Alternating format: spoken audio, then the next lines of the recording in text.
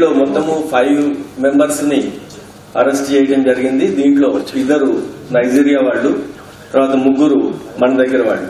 ఈ 5 అరెస్ట్ చేసిన తర్వాత వాళ్ళ దగ్గర 199 గ్రామ్స్ కోకైన్, తర్వాత నైజీరియా వాళ్ళ పాస్పోర్ట్స్, 2 2 వీలర్స్, 10 సెల్ ఫోన్స్ కూడా సీజ్ చేయడం జరిగింది.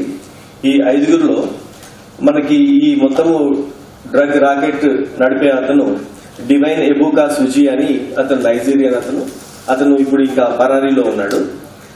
అతని యొక్క మెయిన్ కీ అసోసియేట్ అనూహా బ్లెస్సింగ్ అని ఒక లేడీ, ఈమెను అరెస్ట్ చేయడం జరిగింది. ఈమె previously Dhoolpet police station limits లో కూడా ఒక కేసులో, డ్రగ్ కేసులో ఉంది. ఆమె అరెస్ట్ అయ్యి బెయిల్ మీద ఉంది ఆ కేసులో. ఇప్పుడు ఆమెను ఇంట్రాగేట్ చేసిన తర్వాత వచ్చిన ఇన్ఫర్మేషన్ బట్టి చూస్తే 20 టైమ్స్ ఇప్పటి వరకు ఆమె హైదరాబాద్ కి డ్రగ్స్ తీసుకొని వచ్చిందని అర్థమైంది. ఈమె నైజీరియా అయితే ఆమె పాస్పోర్ట్ ని ఫేక్ ఇంకొక ఐడెంటిటీ క్రియేట్ చేసుకుని ఆఫ్రికా కంట్రీకి సంబంధించిన వేరే యుని కంట్రీది ఇంకొక పాస్పోర్ట్ క్యారీ చేసింది. అదెందుకంటే ఇప్పుడు ఈ ట్రాన్స్పోర్టేషన్ మొత్తం కూడా డ్రగ్స్ క్యారీ దాంట్లో కూడా ఆ ఐడెంటిటీ ఎస్టాబ్లిష్ చేసి రేపు మొత్తం ఇదంతా అయిపోయిన తర్వాత మళ్లీ వాళ్ళ కంట్రీకి వెళ్తే ఆమె క్లీన్ చిట్ గానే వెళ్లాలా. ఆమె ఒరిజినల్ ఐడెంటిటీ దాచిపెట్టుకోవడానికి ఇంకొక కంట్రీది కూడా ఫేక్ పాస్పోర్ట్ తీసుకుని ఈ ట్రావెలింగ్ చేస్తా ఉంది.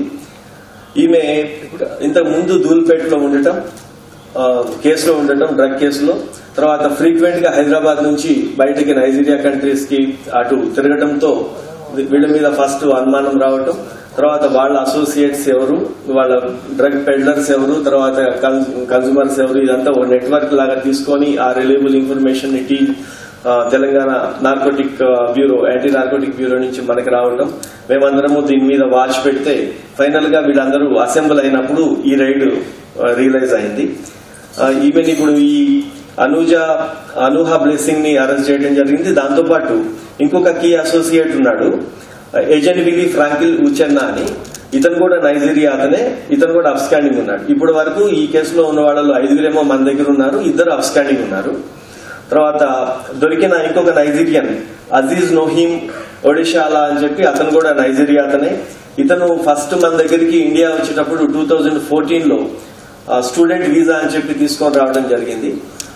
ఉస్మానియా యూనివర్సిటీలో మనకి డీడీ పే చేసేటప్పుడు దాన్ని కూడా ఫేక్ డీడీ. ఇప్పుడు ఆపరేషన్ లేకుండానే మోకాళ్లకు ప్లాస్మా ట్రీట్మెంట్, మీ ఆర్థోపెడిక్ సమస్యలన్నిటికీ రోబోటిక్ టెక్నాలజీ ద్వారా తక్కువ ఖర్చుతో శాశ్వత పరిష్కారం, ఫ్రీ కన్సల్టేషన్, ప్రతి ట్రీట్మెంట్ పై 20% డిస్కౌంట్. ఈ ఆఫర్ కొద్ది రోజులు మాత్రమే, త్వరపడండి.